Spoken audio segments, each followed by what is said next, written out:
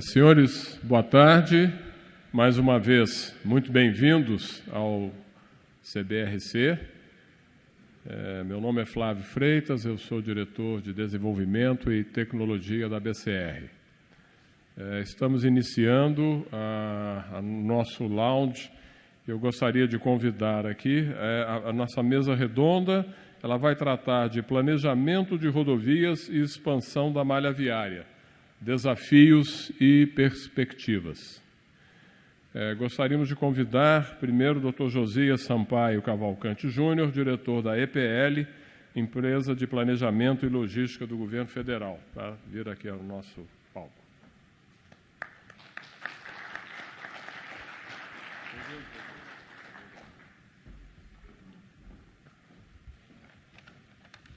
Chamar o Dr. Gustavo Adolfo Andrade de Sá, diretor substituto e diretor executivo do DENIT. Por favor.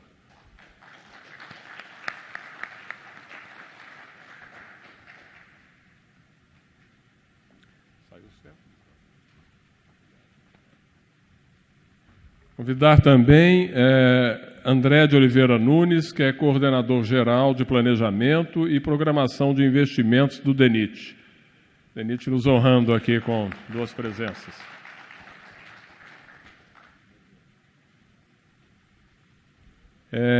Senhor Herbert Drummond, secretário de Política Nacional de Transportes do Ministério de Transportes.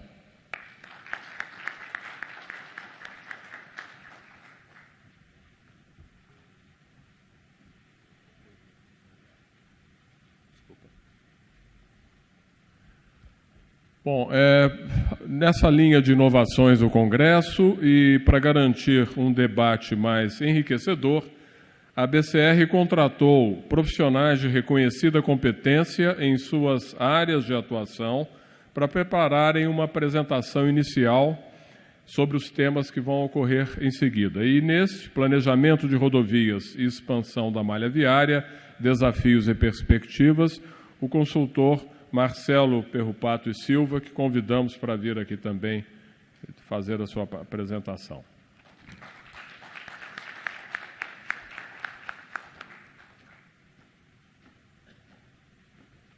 Pode ficar aqui. Bem-vindo. Obrigado.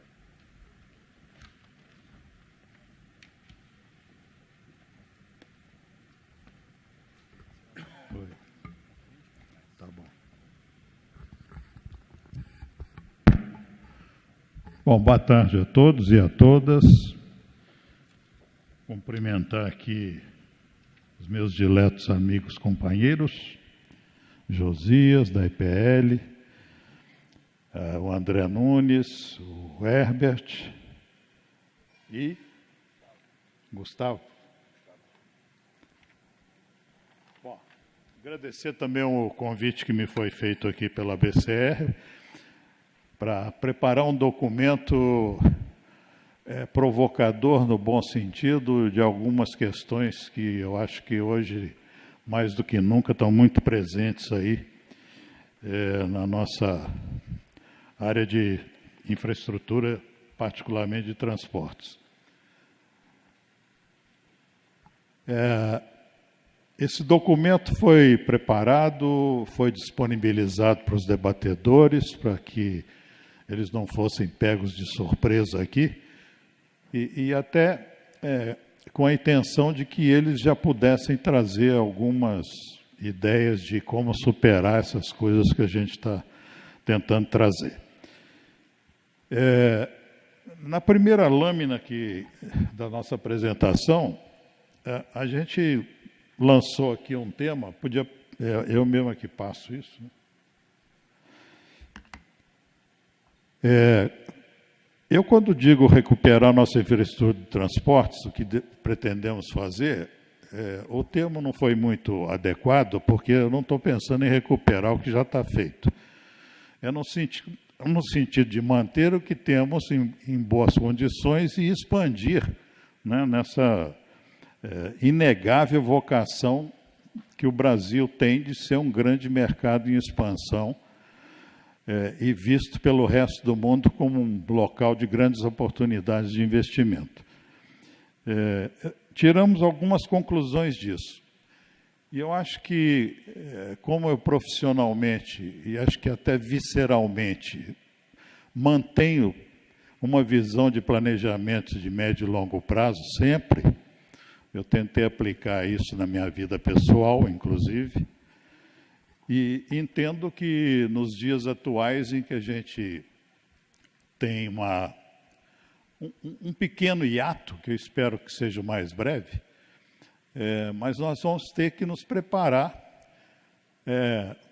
para aquilo que foi dito hoje aqui na parte da manhã. Se a gente tem um clima de tempestade perfeita que ando divulgando por aí, é melhor a gente se preparar hoje, já que não vamos ter muito recurso para investimento, nos preparar para ter um programa planejado que, daqui a pouco tempo, a gente possa ter uma carteira de bons estudos e bons projetos.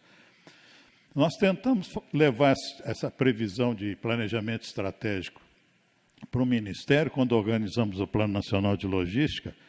Ele continua vivo, né, porque a gente projetou as nossas necessidades até 2031, e qual que era a nossa intenção? Era manter essa visão de planejamento estratégico, que eu entendo que, no caso, é uma visão de Estado, né, porque nós não estamos discutindo aqui, não é o território brasileiro, nós estamos discutindo aqui as necessidades da nação. A nação é o povo vivendo num território. Então, eu acho que essa função de planejamento estratégico, ela não pode ser feita a não ser pela visão de Estado. Quer dizer, aquela que tem visão de longo prazo e que passa por várias fases de mandatos de governo. Então, reconhecer que isso é uma necessidade vai nos exigir que, após a montagem dessa visão de longo prazo de planejamento estratégico, nós tenhamos a segunda etapa, que a gente chama de planejamento tático, que esta, sim, é função dos governos.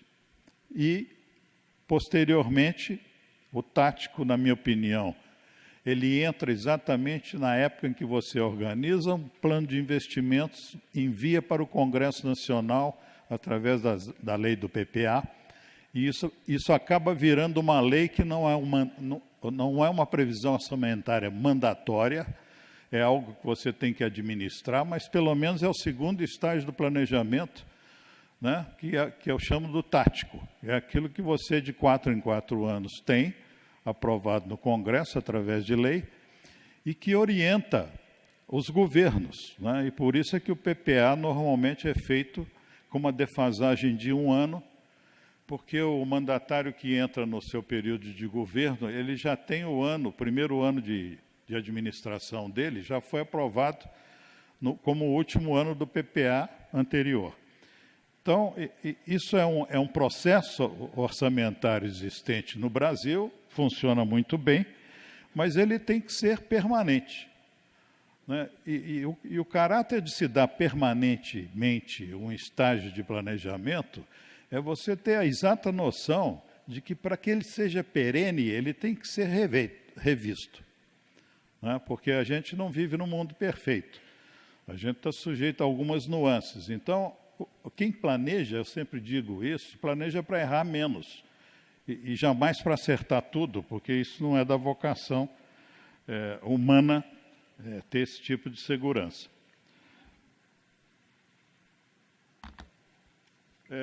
Tem certas coisas que me incomodam e as coisas que me incomodam, eu quando penso em algumas questões da área de planejamento, eu procuro usar o melhor que eu posso alguma terminologia. E eu tenho ouvido muito, aliás, isso foi dito pelo ministro Ziller aqui hoje de manhã. Ele falou em 3 coisas, né? Ele falou em eficiência, em eficácia e em efetividade. E essas são 3 coisas que eu acho que tem que estar absolutamente claras para todos que mexem com planejamento de longo prazo, porque, embora tenha uma raiz latina assemelhada, essas palavras não significam a mesma coisa.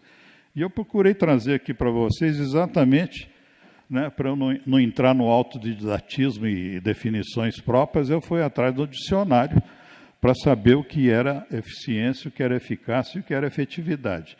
Então, vocês veem aí por essa leitura que os números 1, 2, 3 que estão aí foram retirados do Aurélio.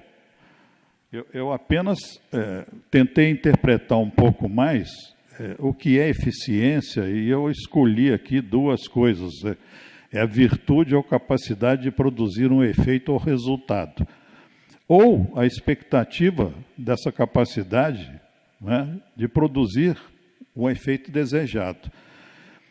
A eficácia vai um pouco além disso, né? Você produz uma metodologia, um sistema de planejamento e diz, olha, ele é eficiente, eu acho que ele vai produzir resultados.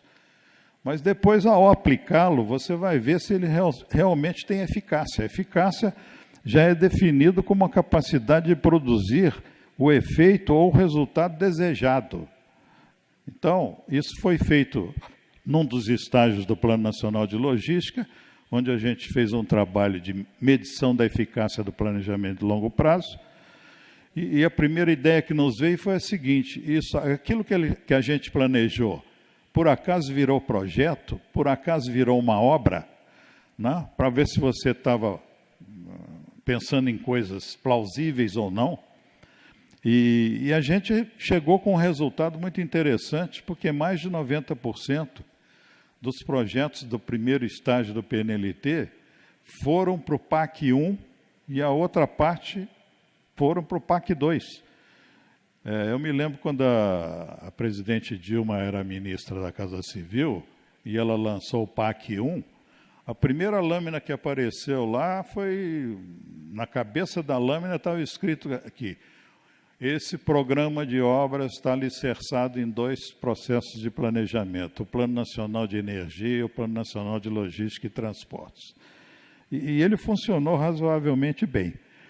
Bom, e o que eu entendo por efetividade? Efetividade é saber, né, se esse negócio que eu disse que era eficiente, que teve eficácia, ele se mantém ao longo do usufruto daquele investimento que foi colocado à disposição da sociedade. Eu trouxe essas 3 coisas para cá, porque, na verdade, o documento que foi disponibilizado para os debatedores, ele vai um pouco além em termos de reflexão, mas eu confesso que, analisando alguma documentação internacional aí, eu me deparei com um gráfico do Banco Mundial e eu confesso a vocês que eu fiquei um pouco assustado porque eu comecei a meditar como é que 4 caixinhas poderiam representar um ciclo daquilo que eles chamavam de um ciclo vicioso das crises ou do que eles chamaram lá de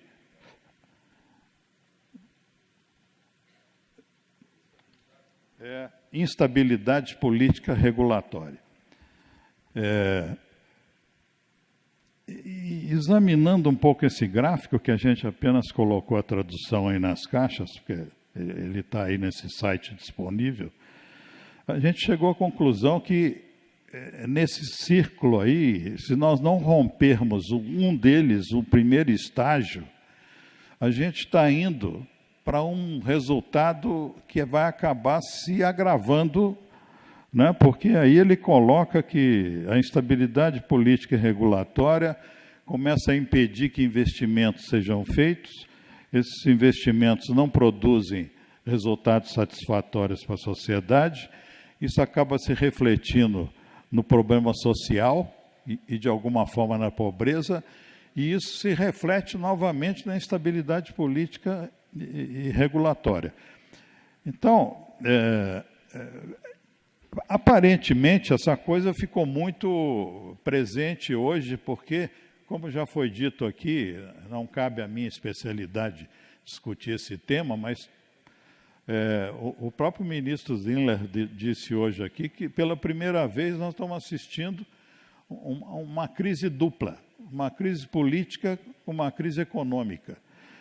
Então, eu acho que compete a nós, da sociedade, colaborar e contribuir para não fazer apologia e não ser um profeta do Apocalipse. Nós temos que nos juntar, né, e ver de que forma, né, repetindo alguma coisa que foi dita, não sei por quem, né, não pergunte o que o país pode fazer por você, mas o que você pode fazer pelo país. Alguns diziam que era o Kennedy, outros dizem que era Lincoln, eu não sei. Mas, enfim, o que a gente procurou trazer para cá, dentro dessa visão? Bom, a primeira constatação é a seguinte: nós estamos com a infraestrutura pronta? Não. Nós temos uma grande demanda remanescente na infraestrutura de transporte do país, isso é sabido por todos, e genericamente por qualquer condição social, por qualquer status, todo mundo sente isso na própria pele. Bom, então, se nós estamos vivendo uma fase onde investimento público está rarefeito, a gente tem que insistir muito nessa questão das concessões e das parcerias público-privadas, que no caso federal, foi dito aqui também pelo ministro Zinler, que nós temos uma única experiência de PPP. Bom, eu nesse meu período agora de quase 3 anos fora do Ministério, convivendo com o setor privado e com o mercado investidor, eu não sei se vocês sabem, mas o Brasil ainda continua sendo uma grande atração em termos de investimento, porque nós temos uma forte demanda ainda a ser atendida aqui em várias coisas, né? Desde fogão, geladeira, além disso. E o que eu tenho ouvido dos grandes investidores internacionais é que a única coisa que os afasta momentaneamente de trazer mais recursos para investimento no país é a instabilidade política e regulatória, porque eles têm os compromissos deles lá com os fundos de pensão, eles têm compromissos de rentabilidade mínima e eles não podem colocar isso sob um risco muito alto. Então, essa expectativa de desenvolvimento econômico e social do país, então, elas estão hoje visualizadas por quem vive planejamento de longo prazo, e nós sabemos que nós vamos passar por um período aí que ninguém mediu exatamente ainda, uns dizem que é 2 anos, 3 anos. Eu me lembro do Plano Real, que foi em meados do ano de 94, e o Brasil só ficou pronto 6 anos depois. Então, eu não sei quanto tempo nós vamos ter que nos esforçar para superar essa momentânea incapacidade do investimento público na infraestrutura. Porque nós precisamos também entender que uma das funções do Estado é investir na área social. E aí, leia-se, saúde, educação, habitação, esgotamento, serviços sanitários e coisas desse tipo. Bom, fazendo uma varredura no que eu entendi que ainda era deficiente no setor de transportes, eu separei aqui o que eu chamei de o decálogo, e foi em cima desse decálogo que eu pedi aos nossos palestrantes que se posicionassem, coisas que eu verifiquei que estavam paradas ou paralisadas por algum tempo. A primeira delas é atualizar a Lei do Sistema Nacional de Aviação, que eu chamo de Lei Magna dos Transportes, na medida em que o que não estiver lá não pode receber investimento público. E eu não sei se vocês se lembram que em 2012 nós fizemos uma lei nova e, infelizmente, o anexo dela, como continha algumas impropriedades, teve que ser vetado. Então, nós ficamos com a Lei do Sistema Nacional de Aviação nova. Ao vetar o artigo do anexo, entrou o anexo antigo.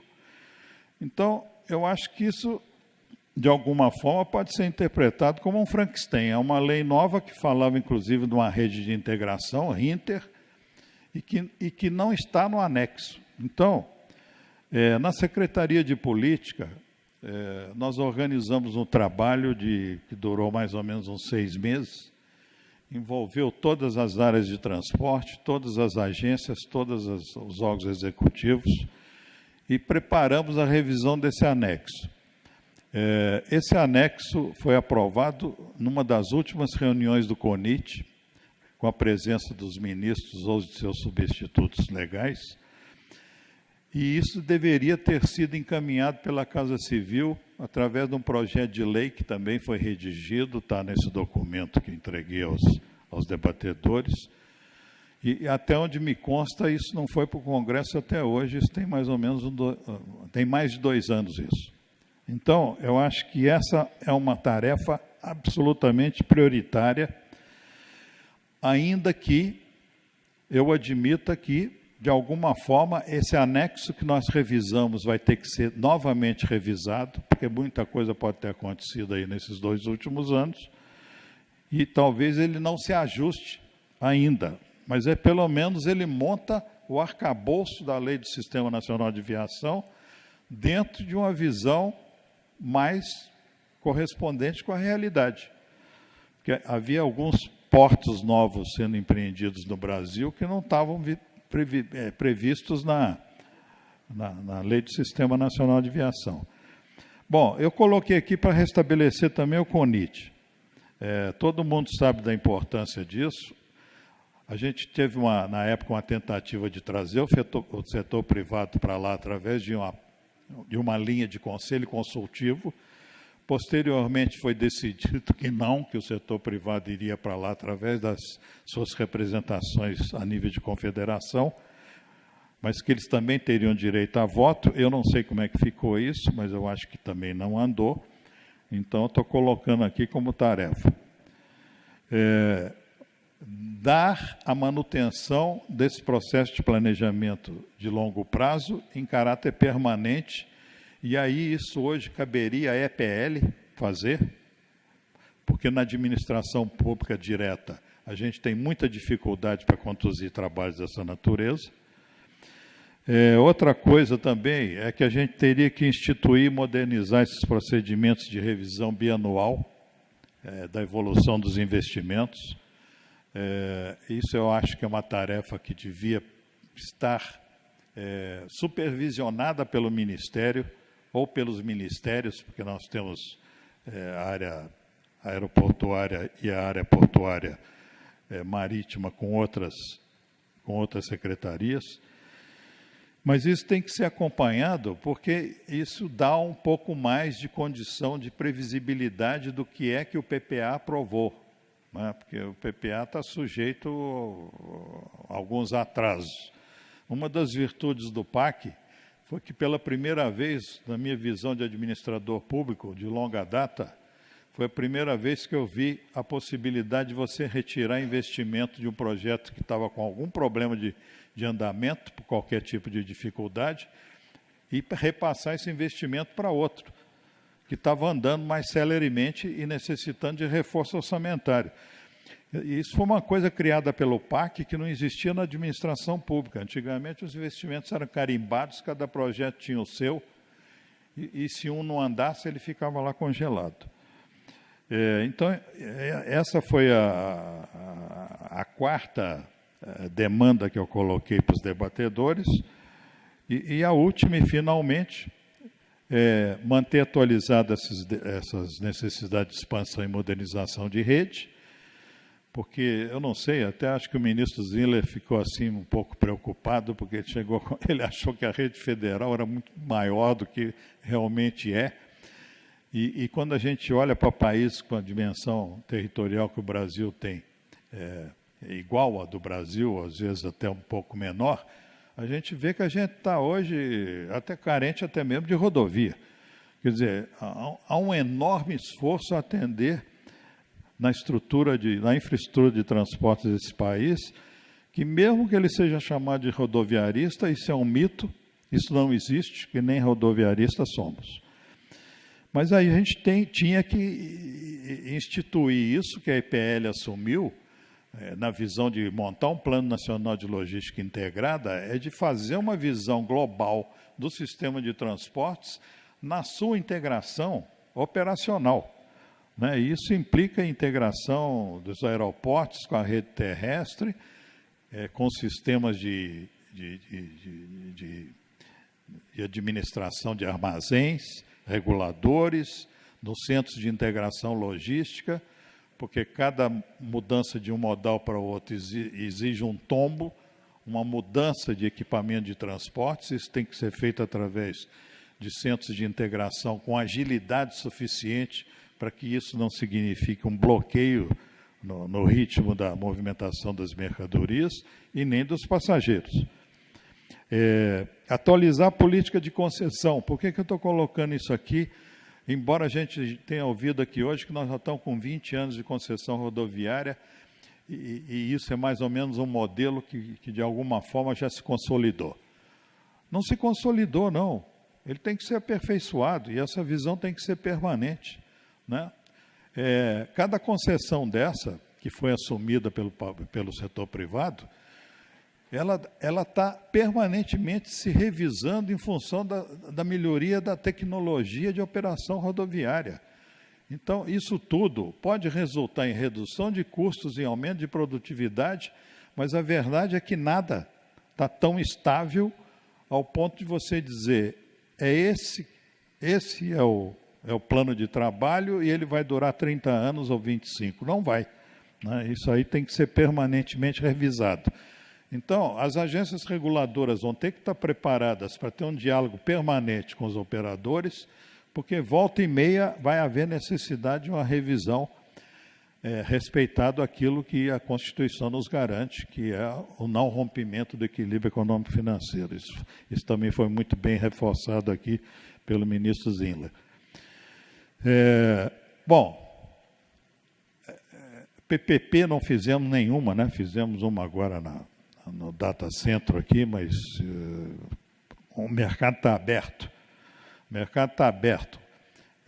PPP significa o seguinte, principalmente na patrocinada, é uma sociedade onde existe um plano de negócio, um fluxo de caixa, com a previsão de rompimento, de atingimento do break-even de cada projeto, e isso tem um fluxo de capital onde parte é privada e parte é pública. Se no meio do caminho a parte pública não entra, isso de alguma forma destrói completamente o plano de negócio.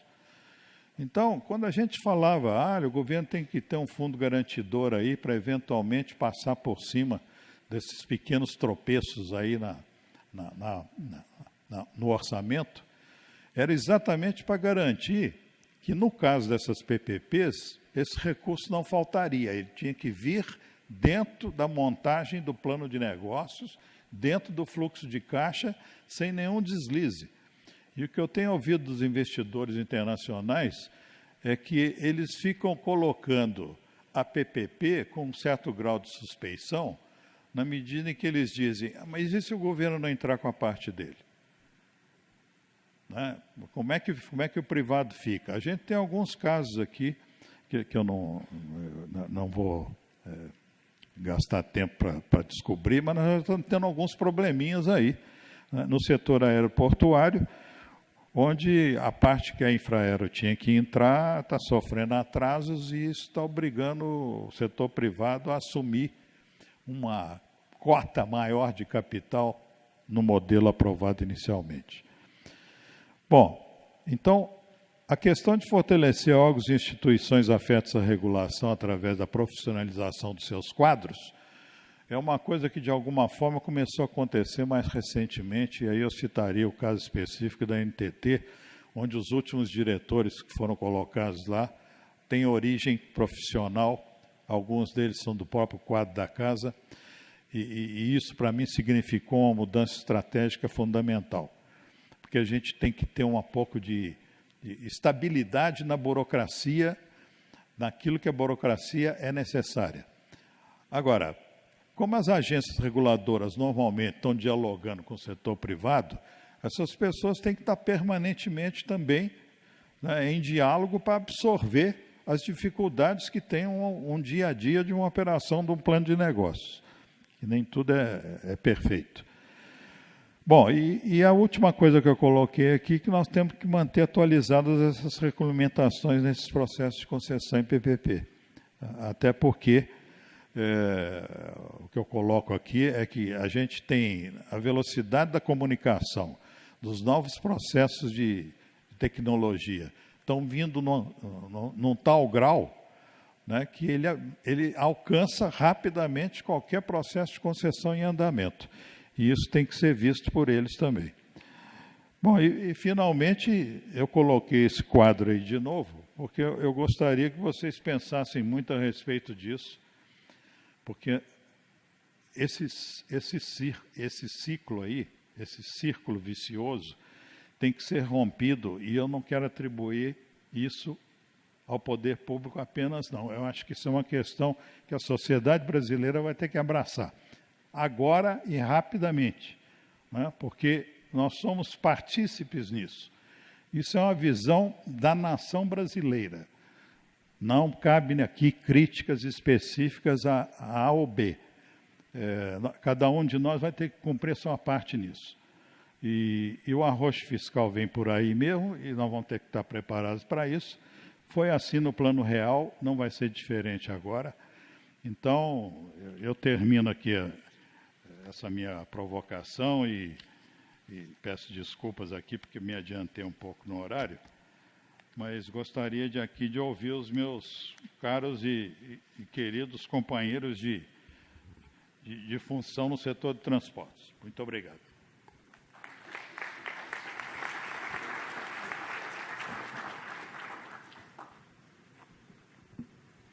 Bom, seguindo a nosso critério aqui de ordem, né, convidar primeiro o Josias para fazer a sua visão do assunto aí.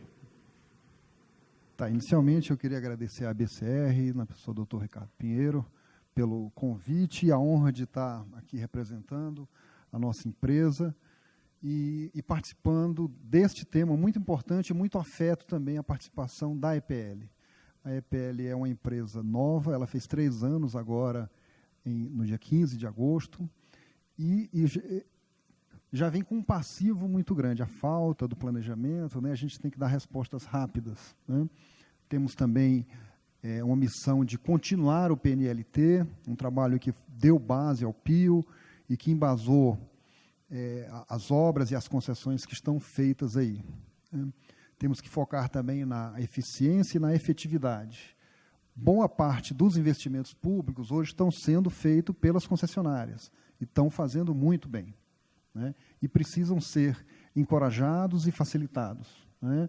E o governo, as empresas públicas, as agências reguladoras têm que criar condições para que para a efetividade dos investimentos das concessionárias.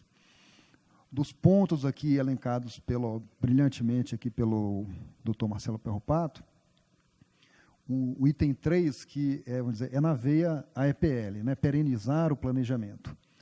E nós temos aqui diversos colegas de concessionárias e do setor de rodovias têm procurado a EPL e querendo conhecer o que nós estamos pensando, qual o planejamento de médio e longo prazo. Com relação a isso, eu queria dizer que, na continuidade do bom trabalho que foi feito no PNLT, nós montamos uma parceria com a Secretaria Nacional de Política de Transporte, a SPNT, da qual o doutor Marcelo Perropato já foi secretário também, hoje é o nosso secretário Herbert Drummond. Montamos uma parceria no sentido de dar sequência a esse planejamento. Então, foi construída uma base de dados, com dados secundários, alguns dados primários, apesar que falhos ainda, né? Mas construímos uma base e uma modelagem de transportes, temos um ensaio no nosso site, ainda não é um trabalho ainda aprovado, né? Mas o segundo passo que estamos combinando aqui com o Drummond é um debate amplo. Então, ele tem que ser um plano que todo mundo acredite, todo mundo tenha o mesmo norte, tanto as empresas que vão investir, né, que buscam um retorno financeiro justo, né, mas tem que estar acreditando também que aquilo tem a sua importância e relevância. Então, é isso que a gente quer construir através do diálogo com todos os envolvidos. E, sem dúvida, o CONIT é um ponto fundamental para isso. O doutor Drummond vai dar algum detalhe posterior, né? em relação a isso. Agora, com relação à atuação da EPL, esse é um aspecto macroscópico, é ver o país como um todo.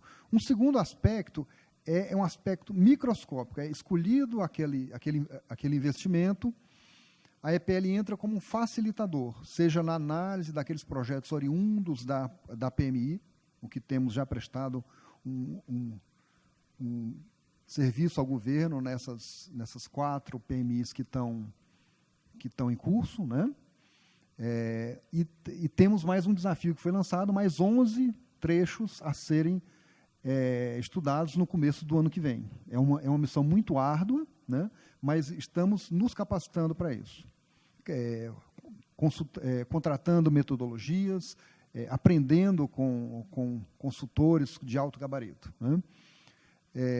Também com relação ao licenciamento ambiental, que foi um dos riscos elencados pela maioria das empresas, a dificuldade de se obter o licenciamento ambiental, e por meio da ajuda da Casa Civil, o governo agindo ativamente no sentido de resolver conflitos entre o órgão licenciador e a EPL na função de empreendedor em nome das futuras concessionárias, tem conseguido tempos recordes nesse processo de licenciamento ambiental. Com relação ao grupo das 6 concessões em vigor, eu posso dizer que tivemos êxito. Aqueles que não obtivemos ainda a LI, eles já estão saindo, né? Foi algum detalhe ou outro que precisou ser resolvido no campo, isso é normal em um processo de licenciamento, às vezes um levantamento arqueológico que não foi previsto, que é difícil previsão mesmo, só na hora que, quem é do campo sabe, só na hora que você entra com a máquina, achou algum vestígio arqueológico, tem que ser parado mesmo, e essas coisas acontecem. Mas todas as 6 estão encaminhadas, e agora essas 4 está no site aí da EPL, a gente está em processo licitatório da BR-476, já entrando com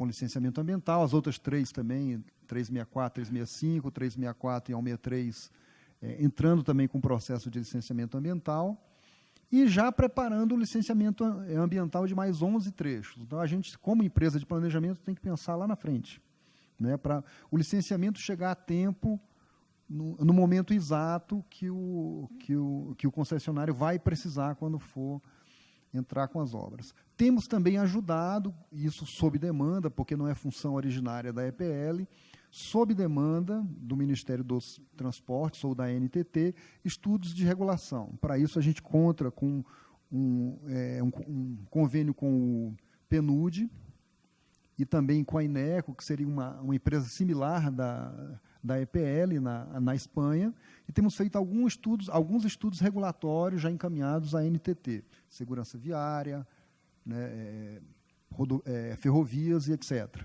Então, a empresa está se preparando, é uma empresa que, apesar de ter 3 anos, tem um passivo muito grande, mas a gente conta com o entendimento e a colaboração e o apoio do setor, da ABCR, das concessionárias, para o fortalecimento da empresa, né, e que a gente possa dar a resposta cada vez mais rápida que o setor precisa.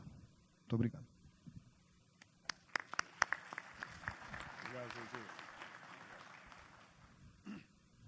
Na sequência, doutor Gustavo, do Ministério. Tem microfone aí? Tem, né?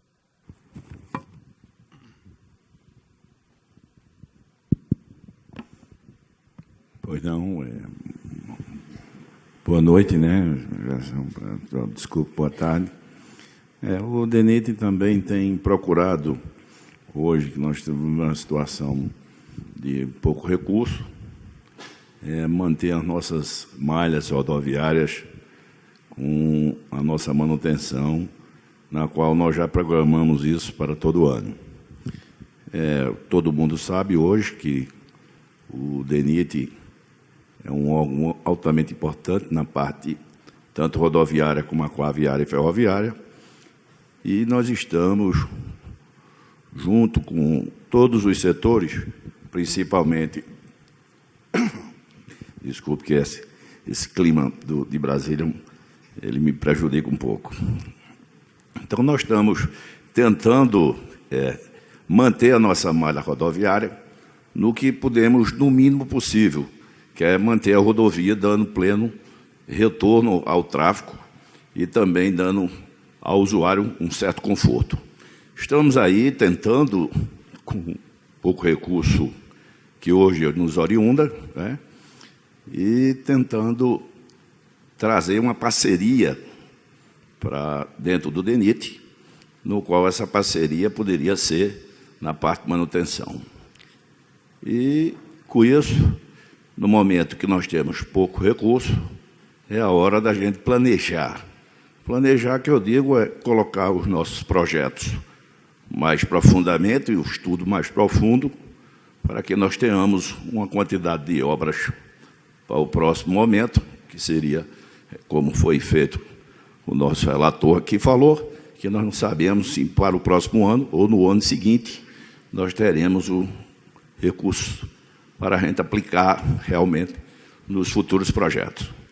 Mas o DENIT tem se esforçado bastante com a nova diretoria. Eu sou oriundo do antigo DNR, tenho 32 anos de aplicado à engenharia rodoviária e estamos aqui à disposição dos senhores para o que a gente puder, hoje, ajudar o país e manter a nossa malha rodoviária da maneira que nós estamos mantendo até hoje. Muito obrigado.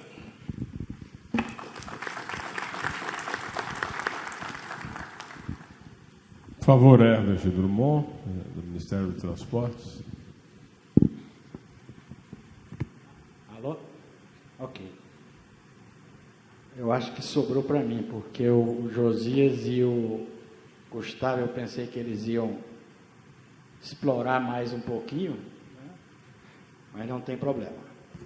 Eu vou começar, embora procurando atender a linha que o Perro Pato apresentou, eu iniciaria dizendo que, se fosse fazer uma apresentação hoje, eu a chamaria de concessões e logística. Eu me confesso apaixonado, um neo-apaixonado pela questão logística, e tenho conseguido pensar com minha turma, com meu grupo lá na SPNT, sobre a questão colocada dentro do Ministério dos Transportes.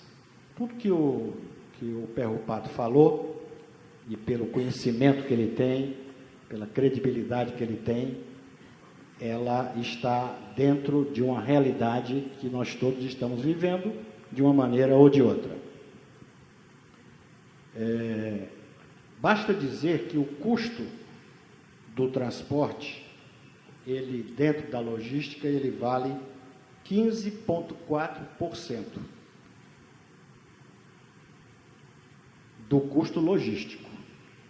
Isso no Brasil. Nos Estados Unidos, 8%.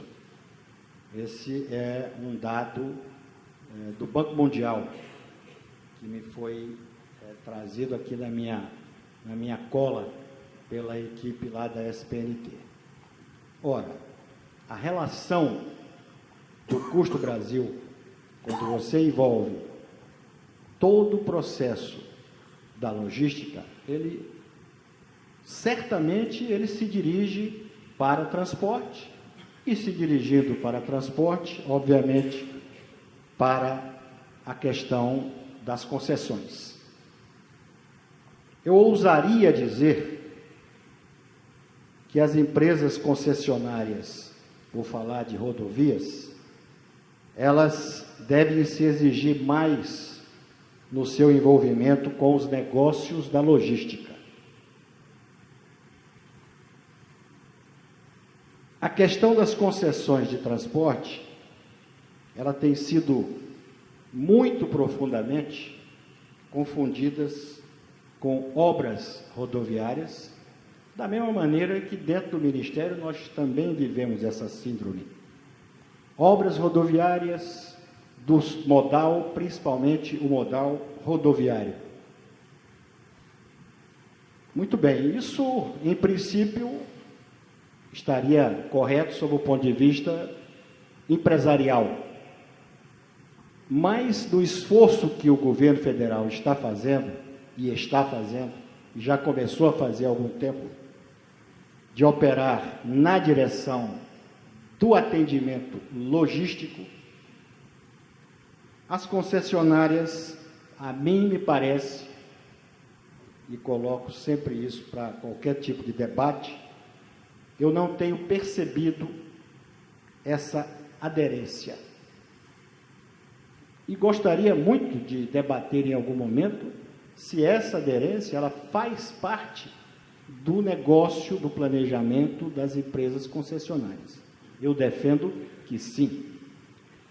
E trago um exemplo. Há poucos dias atrás, semana passada, nós convidamos o doutor Edeon, que muitos de vocês aqui conhecem, que é o presidente do movimento Prologística, a fazer uma palestra lá na secretaria, e ele, entre outras ilustrações, ele mostrou o avanço da produção de soja no norte do país, do centro-oeste para o norte. E colocou algo que me chamou bastante atenção, uma frase que ele falou, que o setor privado, daquele setor, ele não perguntou ao governo federal se ele podia crescer para lá, se ele podia fazer o que fez, entrar no centro-oeste, abrir a fronteira e começar a se expandir numa direção que tem poucos, ou tinha menos ainda, poucos investimentos em logística, principalmente na questão do transporte. E deu mais uma notícia. O dobro da área que está hoje ocupada pela produção, ela vai acontecer ainda, ela está esperando investimentos, esperando a logística de transporte. E eu não vejo como isso pode estar longe do interesse das empresas que lidam, seja com o negócio da logística em si, seja com a questão do transporte, objetivamente, as concessionárias ou de rodovia, ou de ferrovia e até de hidrovia que estão por vir. O governo federal está também pensando em trabalhar, e é óbvio que aqui isso aconteça, em trabalhar com concessões na área hidroviária. As concessionárias, elas, diria em função de um exemplo como esse, elas não têm se movimentado com a mesma determinação que o governo tem se movimentado na direção logística. Esse é um ponto que eu, modestamente, coloco para uma futura discussão dentro do universo da BCR. Vamos falar um pouco só de CONIT, que o Perro Pato levantou, e ele tem autoridade para isso, como secretário lá na SPNT, ele foi e participou das reuniões do CONIT desde seu início. Foram apenas 2 ou 3 reuniões. E realmente é um conselho da maior importância, ou pelo menos deveria ser da maior importância. A notícia que eu trago para o Perro Pato e para os interessados é que o ministro Antônio Carlos, ele já determinou que o CONIT se reúna, que nós possamos, dentro do Ministério, que a presidência do CONIT é do Ministério, que ele se reúna este ano até final de outubro. E nós estamos trabalhando nessa direção. Estamos já com a reunião praticamente pronta, com pauta pronta, com assuntos prontos, e fazendo contatos, e aí é uma parte mais difícil, porque são 8 ministérios que nós temos que reunir para estar presente do CONIT, mais 6 representantes da sociedade. E todas essas autoridades, elas já estão sendo contactadas, e você conseguir ajustar uma agenda com tanto ministro e tantos presidentes de confederações e outros que fazem parte da representação da sociedade, realmente não é uma tarefa mais fácil, mas nós já temos essa visibilidade que até o final de outubro o CONIT se reunirá. Acho que é importante para o público da BCR saber que, a despeito do momento, o Ministério está tocando o seu planejamento. A própria fala do Josias impõe isso, informa isso. Hoje mesmo, eu estive num evento lá na EPL, quando foi apresentada pela empresa, com o apoio de uma consultoria do PNUD, a metodologia para análise e escolha das PMIs. Todos aqui sabem que foram mais de 300 PMIs apresentadas para os próximos leilões previstos nos programas do governo. Então, a questão das concessões, aliada ao processo de desenvolvimento e da logística, não é imediatista. Ela é algo que diz respeito ao processo de planejamento. É preciso que haja tempo. E o Brasil, nosso Brasil, e sem discurso, é bem maior do que qualquer dificuldade momentânea. Logo, logo, nós vamos retomar os investimentos à plenitude. E se não nos prepararmos agora, como está sendo feito, o governo está fazendo sua parte, com o lançamento dos programas, do PIL 2 principalmente, e os programas que já há algum tempo estão em curso, se não nos prepararmos para lá, no futuro, enquanto estamos aqui, agora, nós vamos perder mais espaços de planejamento que devem ser aproveitados. E tenho certeza que, se fizermos isso e convidarmos o Perro Pato para uma nova palestra daqui a esse tempo, certamente nós teremos algo modificado no cenário que ele nos apresentou. Seria essa a mensagem que eu traria agora para vocês. Obrigado. Doutor André, gostaria de apresentar aí seus comentários também? Bem-vindo. Boa tarde a todos. Uma satisfação estar aqui nesse debate com ilustres figuras, né, do cenário da infraestrutura de transportes aqui. Eu me sinto, me coloco como menos experiente aqui nessa discussão, tendo em vista a experiência desses senhores que estão aqui, dialogando com os senhores, apresentando pontos de vista em relação a planejamento e planejamento de expansão de malha rodoviária, né? Na apresentação do Dr. Marcelo, logo do início, quando ele apresenta aqueles 3 conceitos, né, de eficiência, eficácia e efetividade, eu acredito que a sociedade, o que mais espera, né, hoje em dia, e sempre esperou, talvez seja o concreto, né, a efetividade, a infraestrutura lá disposta para que possa trazer benefício, o retorno necessário para a nossa economia e desenvolvimento do nosso país. E, paralelo a isso também, acredito que aqueles que são parceiros, né, do governo, do Estado, no provento dessa infraestrutura, que são as empresas, também possuem esse anseio de executar aquilo que o nosso país precisa, né, realizar.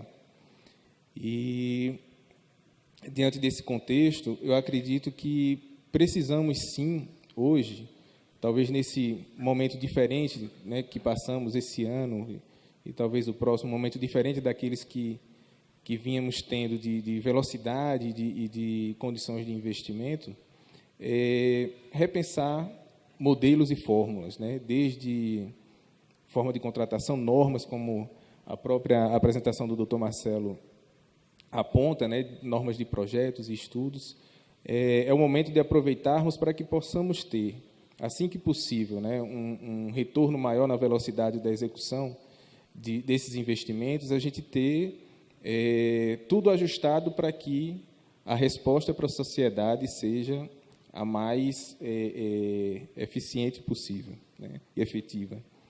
E, diante disso, temos que trazer para essa discussão outros atores, né? E aí, como o doutor Josias bem apontou e destacou um pouco a parte ambiental, eu acho que é importante trazer para esse cenário, para essa discussão, as nossas regras, né, de licenciamento, de acompanhamento de obras na parte ambiental, porque não faz muito sentido não planejarmos sem, hoje em dia, considerarmos esse aspecto, esse fator que é de extrema importância. Se assim não fizermos, talvez todo o planejamento vá por água abaixo e não seja efetivo. Um segundo ponto que eu acho que é importante destacar, e aí quando a gente entende o planejamento como um processo cíclico, né, eu acho que é muito importante hoje em dia as instituições e os organismos terem uma retroalimentação do planejamento de forma mais rápida. O doutor Marcelo apresentou, né, que, através dos PPAs ou de forma bianual, a cada 2 anos, a gente repensar aquilo que está sendo planejado, talvez a gente precise fazer isso a cada ano, né? A cada meta, a cada cumprimento de orçamento geral da União, a cada fim de ano, a cada início, a gente repensar aquilo que a gente planejou, olhando para as metas que foram estabelecidas e verificando aquilo que não foi executado e por que não foi executado.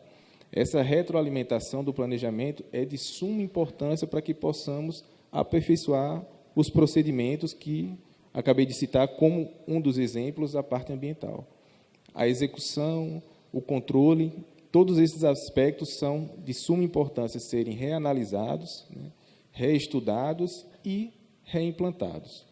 Então, acredito que, nesse momento de mudança e de oportunidade, né,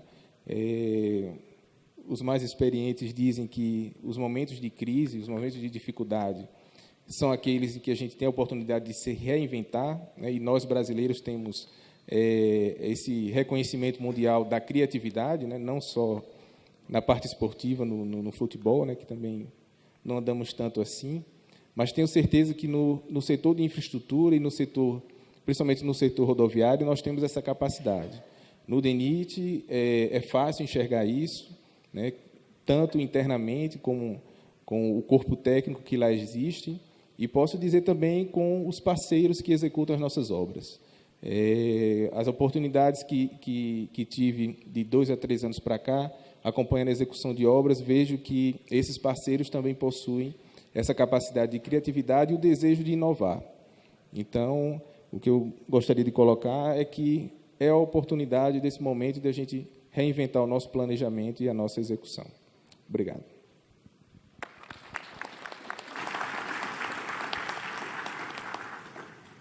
Antes de abrir para a sessão de perguntas, gostaria de saber se algum dos colegas aqui do lounge tem algum comentário adicional. Então, muito obrigado a todos. E antes, gostaria aí que fosse colocado, estão me dizendo aqui que o nosso tempo está no limite, então 2, 3 perguntas no máximo aí para a mesa.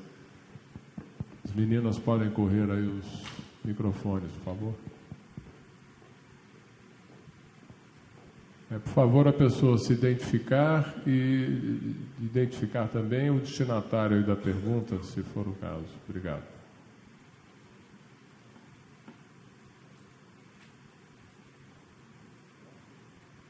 Bom, declaramos então encerrada essa mesa redonda e convidamos os senhores para a próxima que ocorrerá em seguida aqui. Muito obrigado, um abraço a todos.